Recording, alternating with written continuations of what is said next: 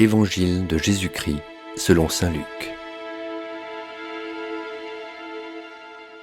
Chapitre 4.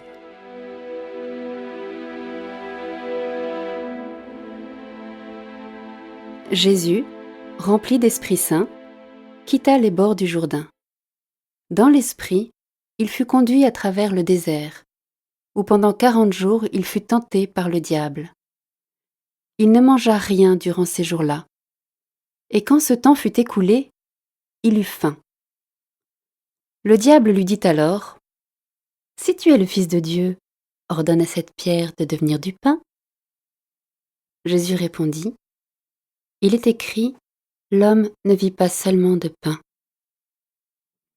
Alors le diable l'emmena plus haut et lui montra en un instant tous les royaumes de la terre. Il lui dit : « Je te donnerai tout ce pouvoir et la gloire de ces royaumes, car cela m'a été remis et je le donne à qui je veux. Toi donc, si tu te prosternes devant moi, tu auras tout cela. » Jésus lui répondit : « Il est écrit, c'est devant le Seigneur ton Dieu que tu te prosterneras. À lui seul tu rendras un culte. » Puis le diable le conduisit à Jérusalem, il le plaça au sommet du temple et il lui dit : « Si tu es le Fils de Dieu, d'ici, jette-toi en bas, car il est écrit : il donnera pour toi à ses anges l'ordre de te garder, et encore, ils te porteront sur leurs mains, de peur que ton pied ne heurte une pierre. » Jésus lui fit cette réponse : « Il est dit, tu ne mettras pas à l'épreuve le Seigneur, ton Dieu. »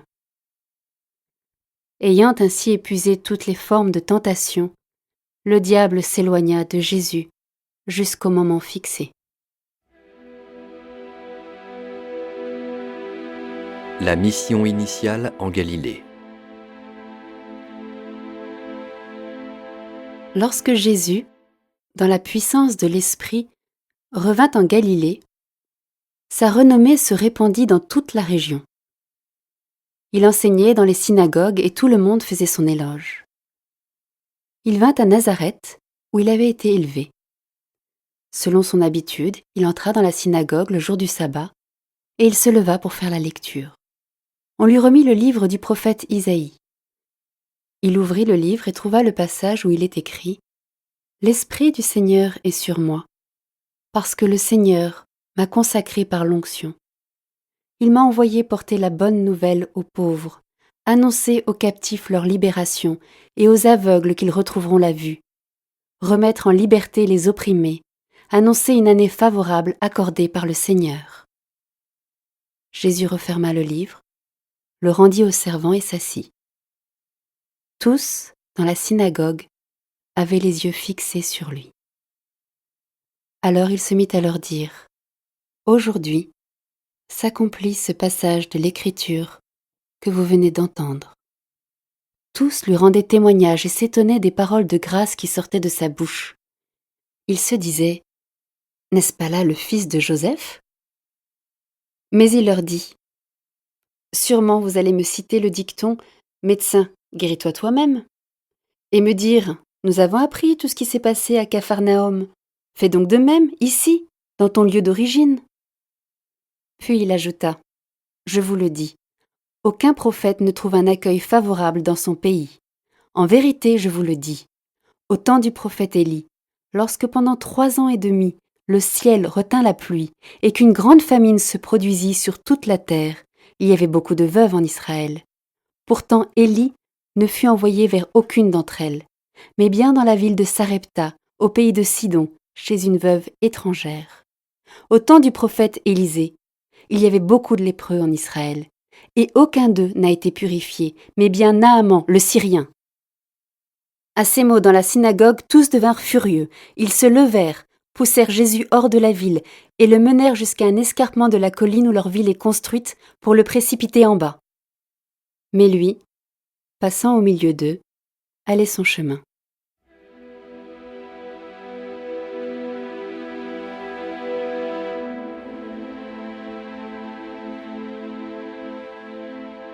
Jésus descendit à Capharnaüm, ville de Galilée, et il y enseignait le jour du sabbat.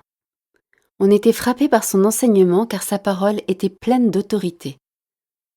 Or, il y avait dans la synagogue un homme possédé par l'esprit d'un démon impur qui se mit à crier d'une voix forte. « Ah, que nous veux-tu, Jésus de Nazareth? Es-tu venu pour nous perdre? Je sais qui tu es le Saint de Dieu. » Jésus le menaça. « Silence! Sors de cet homme !» Alors le démon projeta l'homme en plein milieu et sortit de lui sans lui faire aucun mal. Tous furent saisis d'effroi, et ils se disaient entre eux « Quelle est cette parole? Il commande avec autorité et puissance aux esprits impurs, et ils sortent. » Et la réputation de Jésus se propageait dans toute la région. Jésus quitta la synagogue et entra dans la maison de Simon. Or, la belle-mère de Simon était oppressée par une forte fièvre, et on demanda à Jésus de faire quelque chose pour elle. Il se pencha sur elle, menaça la fièvre, et la fièvre la quitta. À l'instant même, la femme se leva et elle les servait. Au coucher du soleil, tous ceux qui avaient des malades atteints de diverses infirmités les lui amenèrent. Et Jésus, imposant les mains à chacun d'eux, les guérissait.